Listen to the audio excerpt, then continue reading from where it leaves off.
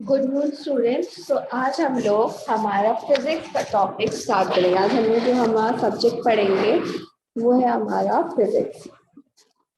और फिजिक्स में आज हम लोग पढ़ेंगे हमारा चैप्टर सेकेंड,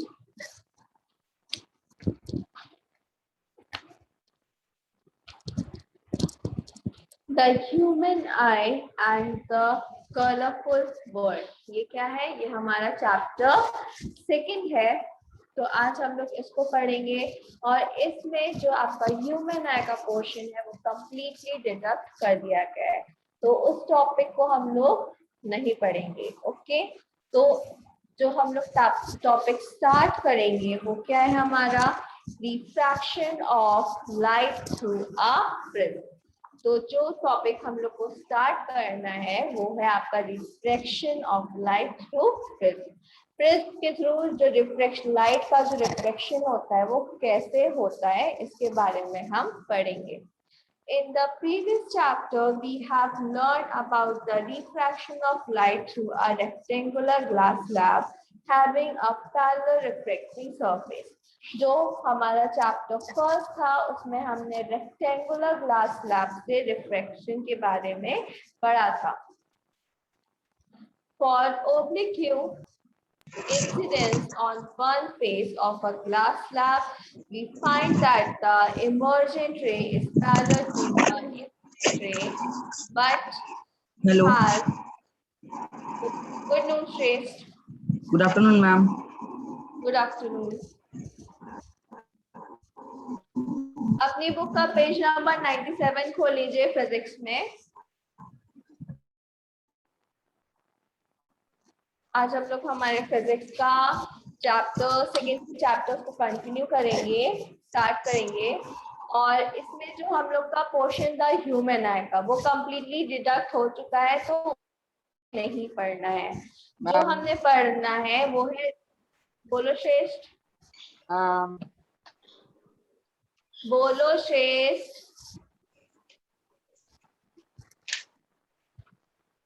बोलो श्रेष्ठ, क्या पूछना है आपको? बोलो,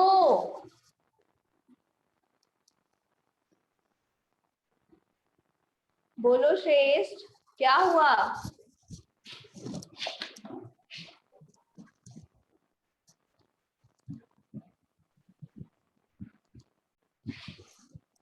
मैम, बोलो श्रेष्ठ, वॉइस नहीं आ रही है। Yes ma'am. मैम हम लोग को इसमें ह्यूमन आई पार्ट नहीं पढ़ना है ना? हाँ, ह्यूमन आई पार्ट हम लोग को नहीं पढ़ना है इसमें। तो मैम पेज नंबर बता दीजिए। पेज नंबर 97 खोलिए। Page number 97, reflection of light to a prism. Okay, हाँ, हमें इसको पढ़ना है। तो इसमें हमें बताया गया कि सबसे पहले हमने चैप्टर फर्स्ट में हमने किसके बारे में पढ़ा था? रेक्टेंगुलर ग्लास स्लैब के बारे में पढ़ा था। जैसे हमारी लाइट क्या हो जाती है? रिफ्लेक्ट हो जाती है। अब इस चैप्टर में हम लोग प्रिज्म के बारे में पढ़ेंगे कि प्रिज्म से कैसे लाइट रिफ्लेक्ट होती है। तो सबसे पहले हम लोग ये जानते हैं कि प्रिज्म क्या होता है। A triangular prism is a homogeneous, transparent, reflecting medium bound by two non-parallel reflecting surface inclined at some angle. Rectangular prism क्या होते हैं? जो प्रिज्म होते हैं ये किस शेप में होते हैं? ये रेक्टेंगुलर शेप में होते हैं। इनमें क्या होता है? और ये होमोजीनियस प्रिज्म होते हैं। कैसे होते हैं? इनका जो मीडियम होता है वो कैसा होता है? ट्रांसपेरेंट होता है और रिफ्लेक्टिंग होता है। The angle between two reflecting surface is termed as the angle of prism. दो प्लेन्स के बीच में ये जो एंगल्स बनते हैं इनको हम बोलते हैं एंगल्स ऑफ प्रिज्म।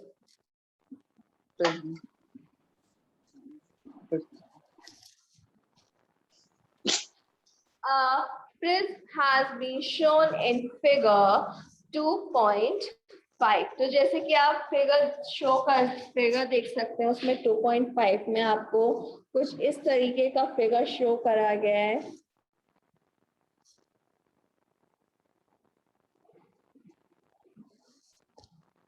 राइट, तो ये हो गया आपका A, B, C, D, E, F। ठीक, ये आपका फिगर बना है। तो इसमें देखिए ये है जो है, ये वाला पोर्शन है, ये आपका कहलाता है रिफ्लेक्टिंग सरफेस।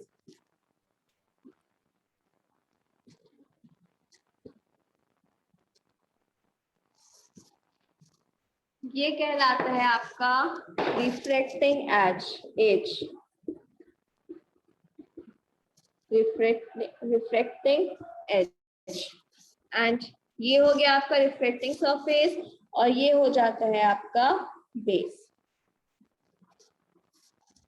तो ये क्या करा गया, ये आपको कुछ इस तरीके से इसका स्ट्रक्चर बताया गया। तो here ABED and ACFD are two reflective surface। तो यहाँ पे आप देख सकते हैं ABED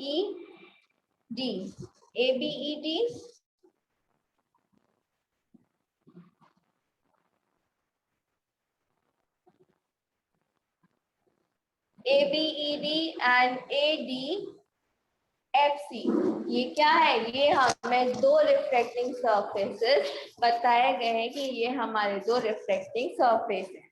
The line AD which intersects two reflecting surface is called the reflecting edge। ये जो लाइन है हमारी AD, ये क्या कर रही है, दो रिफ्लेक्टिंग सरफेस के एज यहाँ पे मिल रहे हैं, तो इसलिए हम इसको क्या बोलेंगे, इसलिए हम इसको रिफ्लेक्टिंग एज बोलेंगे। The angle BAC, जो हमारा एंगल है BAC, ये between the two reflecting surface of a prism is called the angle of prism। ये क्या कर रहा है, दो प्रिज्म के बीच में एक एंगल बना रहा है ना, तो इसलिए हम इसको क्या बोलेंगे,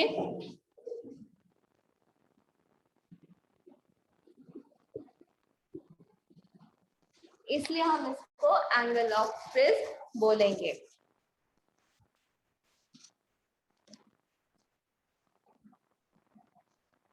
The surface BCEF is called it a base।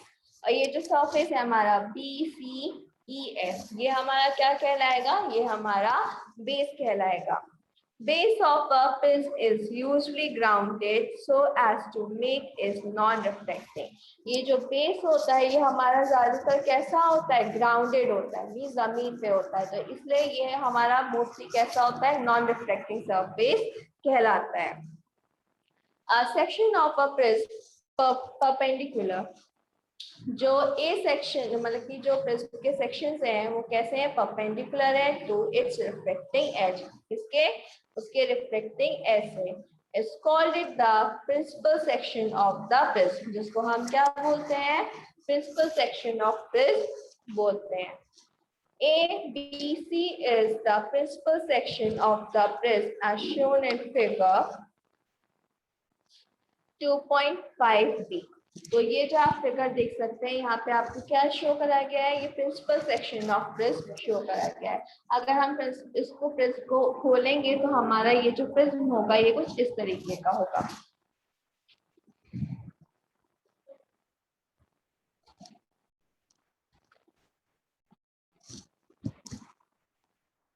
Usually a triangular prism is simply called it a prism, and for the purpose of ray diagram, principal section ABC of a prism is drawn to draw a prism। जो mostly हमारा prism होता है वो किस shape का होता है, ये ट्रायंगुलर शेप का होता है, और इसके जो ड्रॉज हैं वो कैसे हैं, वो आपके ABC शेप के होते हैं। To study reflection of light through a prism, we perform the following experiment। अब रिफ्लेक्शन ऑफ लाइट को समझने के लिए हम क्या करेंगे, हमारे एक्सपेरिमेंट को पढ़ेंगे। तो यहाँ पे आपको एक्सपेरिमेंट 2.1 दिया गया है, इसको आप लोग समझिएगा, ठीक है।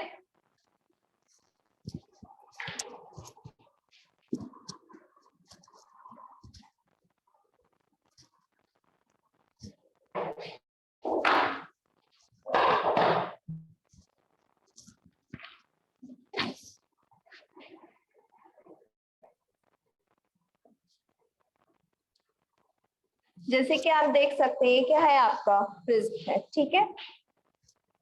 यहाँ पे क्या हो रही है, ये लाइट पास हो रही है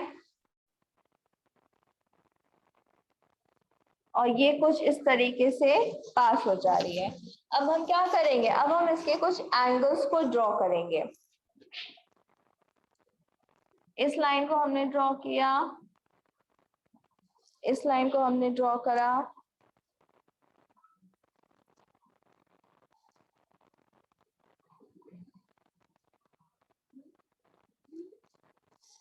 इसको हमने ड्रॉ किया, ठीक है। अब हम क्या करते हैं, अब हम इनको लेबल करते हैं। ये आपकी जो रे जा रही है, जिसको हम दे सकते हैं पॉइंट, दे सकते हैं पी क्यू, हमने कुछ पॉइंट्स ड्रॉ करे हैं जिनसे क्या हो रही है, जो हमारी रेज है वो पास हो रही है, ठीक है। उसके बाद में ये क्या हो गया आपका,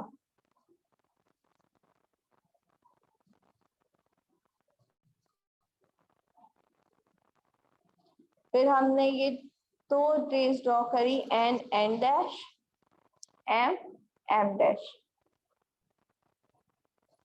तो यहाँ पे क्या बन रहा है हमारा, angle of incidence, angle of reflection, angle of reflection R2, angle of incidence R2, ये बन रहा है। यहाँ पे क्या हो रहा है, जो रे हमारी RS है, यहाँ पे इस पॉइंट पे मिल रही है जो D है, क्या बन रहा है, ये हमारा एंगल D बना रहा है, ठीक। एंगल D बना रहा है, तो इसको हम पॉइंट को हम नेम G दे सकते हैं। ये हो गया आपका पॉइंट E। तो ये क्या है, ये जो आपको शो करा गया है प्रिज्म ABC का, ये आपको बताया गया है कि किस तरीके से जो रेज होती हैं वो ट्रैवल करती हैं। अब नेक्स्ट आता है आपका explanation of reflection of light through a prism. इसका एक्सप्लेनेशन क्या है, as shown in figure, जैसे कि आपको इस फिगर में शो करा गया है, at the first reflecting surface AB। तो जो हमारा फर्स्ट रिफ्लेक्टिंग सरफेस है वो कौन सा है, वो A है और B है। The light ray is entering from air to glass, जिसमें क्या हो रही है, हमारी जो लाइट है वो एयर से ग्लास में ट्रैवल कर रही है, and bends down the normal, और क्या हो रही है, नॉर्मली बेंड हो जा रही है। As a result, angle R1 and angle I are the second reflecting surface AC। तो इसलिए क्या हो रहा है, जो हमारे एंगल R2 और एंगल I बन रहे हैं, ये क्या है, हमारे सेकेंड रिफ्लेक्टिंग सरफेस बन रहे हैं, किस पे, AC पे। The light ray is entering from glass, जो लाइट रे है वो क्या हो रही है, ग्लास पे एंटर हो रही है to air and it bends away from the normal, hence और वो क्या हो रही है, नॉर्मली फिर से वापस बेंड हो जा रही है। As two reflecting surfaces AB and AC, तो यहाँ पे क्या शो हो रहा है आपको, टू रिफ्लेक्टिंग सरफेस शो हो रहा है, AB and AC of a prism are non-parallels। और प्रिज्म हमारे क्या होते हैं, ये non-parallels होते हैं। Reflection of light rays at two surfaces are not equal and opposite। जो टू रेज के जो रिफ्लेक्टिंग लाइट सरफेस होते हैं हमारे टू सरफेसेस के, ये कैसे होते हैं, ये नॉन इक्वल होते हैं और नॉन अपोजिट होते हैं। The linear shape of the prism makes the immigrant ray bend at an angle of the direction of the incident ray। और जो हमारे इस प्रिज्म का ये जो शेप है, यही क्या करता है, यही हमारे लाइट को बेंड कर देता है। This angle is called the angle of diversion। तो यहाँ से जो हमारा एंगल बनता है, ये जो एंगल बनता है, इसको हम क्या बोलते हैं, एंगल ऑफ डाइवर्जन बोलते हैं। and it is denoted to D. तो जिसको हमने D से denote करा है. The value of an angle deviation to given prism depend on the angle of prism as well as the angle of incidence. तो जो हमारा इस एंगल का डेविएशन है वो किस पे बनता है? एंगल ऑफ रिफ्लेक्शन और एंगल ऑफ प्रिज्म और एंगल ऑफ इंसिडेंस पे हमारा बनता है. तो angle of incidence, emergence and diversion etcetera are correlated है. तो इनको हम किस चीज से कोरिलेट कर सकते हैं? हम बोल सकते हैं कि हमारा जो एंगल ए है वो क्या है? Angle R1 plus angle R2 है. और सेम इसी तरीके से हमारा angle A plus angle D क्या है? एंगल आई प्लस एंगल ई है. तो ये था आपका प्रिज्म के बारे में कि प्रिज्म से कैसे लाइट डिस्पर्स होती है. अब नेक्स्ट आता है हमारा dispersion of white light by a glass prism. Glass prism में से जब व्हाइट लाइट हम रिफ्लेक्ट कराते हैं तो कैसे डिस्पर्जन होता है उस व्हाइट लाइट का. You have learn the reflection of light through a prism. आपने क्या पढ़ा? आपने प्रिज्म के थ्रू कैसे लाइट रिफ्लेक्ट होती है इसके बारे में पढ़ा. As a result of reflection through a prism, the path of a ray of light bends toward the base of a prism. तो ये हम पे बोल सकते हैं जो इसका रिजल्ट आता है जब भी रिफ्लेक्शन होता है उसका जो रिजल्ट आता है उसमें क्या होता है, जो हमारी लाइट की जो रेज होती हैं वो क्या होती है? प्रिज्म के बेस की तरफ बेंड हो जाती हैं. Let us now study another phenomenon. अब हम क्या करेंगे? अब हम दूसरा phenomenon पढ़ेंगे जिसको हम क्या बोलते हैं? Dispersion of white light बोलते हैं. It is found that when a narrow beam of white light of a sun undergoes refraction through a prism, its immigrant beam of light coming out of prism consists of a band of 7 colors. जब भी हम क्या करते हैं? जब भी हम सन की लाइट को या लाइट को किसी ग्लास स्लैब या प्रिज्म से बेंड करते हैं, प्रिज्म से उसको रिफ्लेक्ट कराते हैं, तो वो क्या होता है? वो 7 कलर्स में से बेंड होके उसका एक बैंड निकलता है 7 कलर्स का, which means that the prism has splitted the incident white light into a band of colors. तो इससे हम ये बोल सकते हैं कि जो हमारा प्रिज्म था वो क्या कर रहा था? व्हाइट लाइट को उसने बैंड कर दिया था किसमें? 7 कलर्स में. The splitting of white light into its component color on passing through a dispersive medium, the glass prism is called the dispersion of light. जब हम क्या करते हैं? ग्लास प्रिज्म से लाइट को पास करते हैं और वो लाइट किसमें हमारी बेंड हो जाती है? 7 कलर्स में बेंड हो जाती है. उसको हम क्या बोलते हैं? उसको हम डिस्पर्जन ऑफ लाइट बोलते हैं.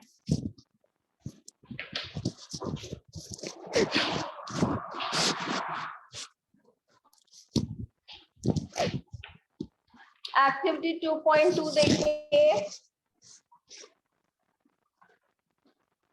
इसमें क्या करा गया है? एक प्रिज्म लिया गया, यहां से व्हाइट लाइट को क्या करा गया?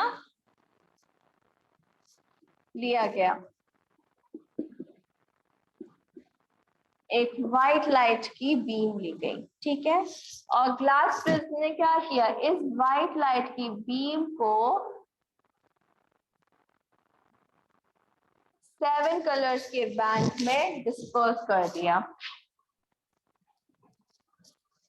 और ये जो 7 कलर्स के बैंड होते हैं ये हमारे क्या होते हैं? R से लेके V तक के जो है वो आते हैं हमारे, जिसको हम बोलते हैं विब्योर. विब्योर. ठीक.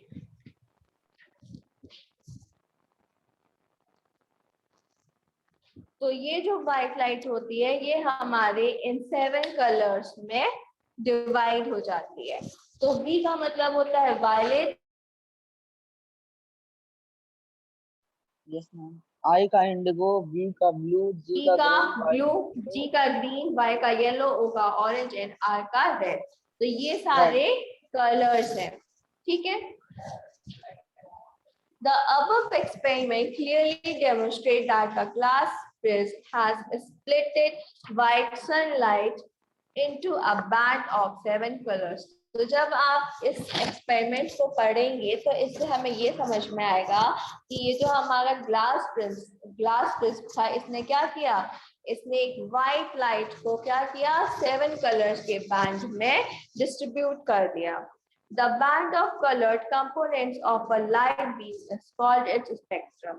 जो इन 7 कलर्स का ये जो बैंड है,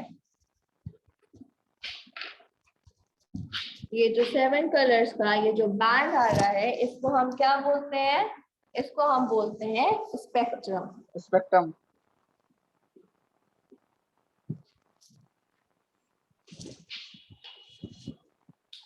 अब नेक्स्ट आता है हमारा the glass prism splits color of white light but does not produce any color by itself.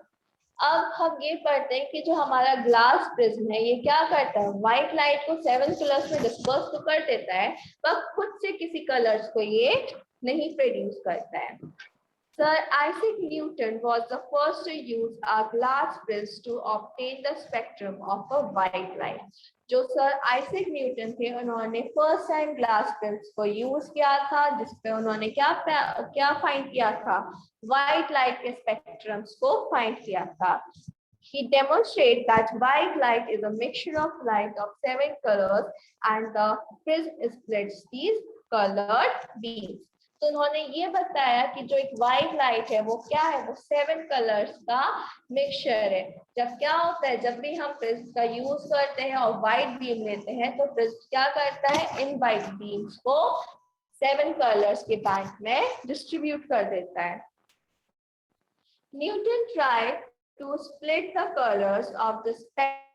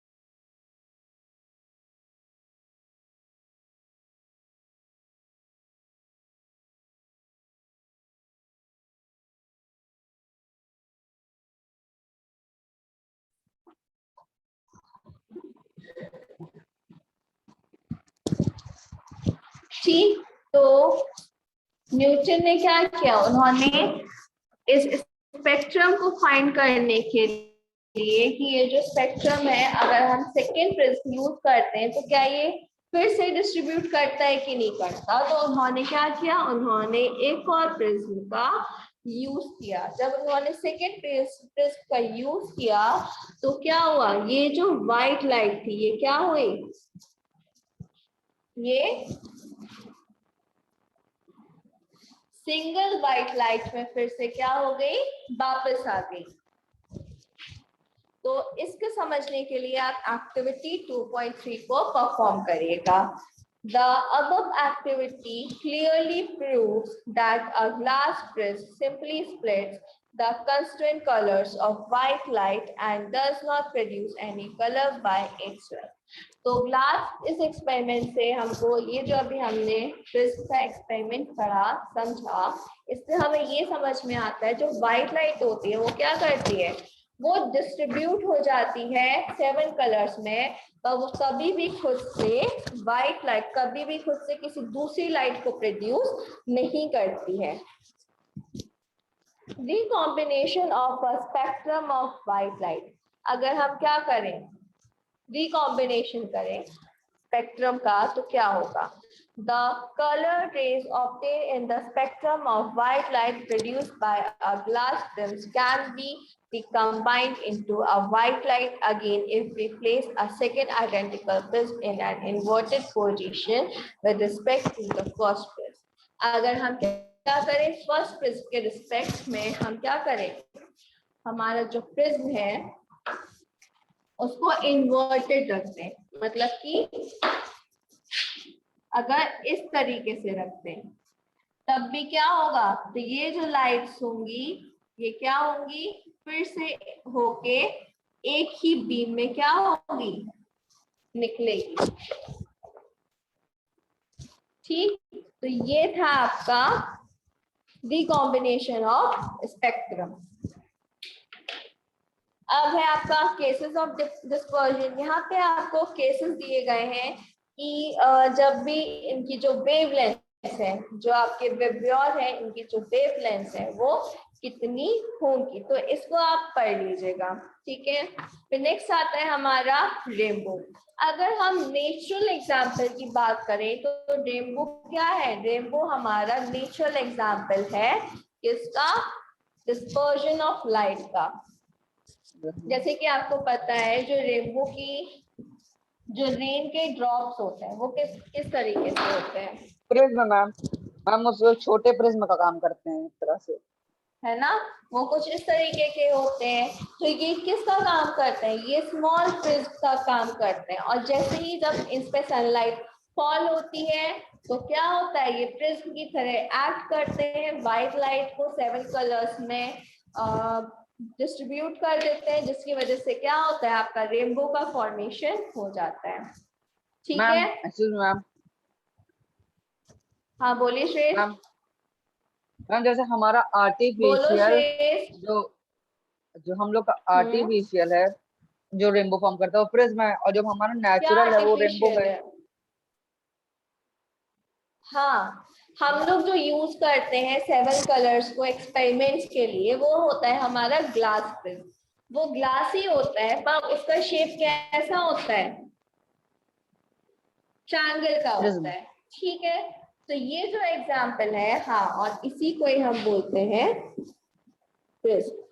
ठीक, और जो हमारा प्रिज्म होता है कुछ इस तरीके का होता है।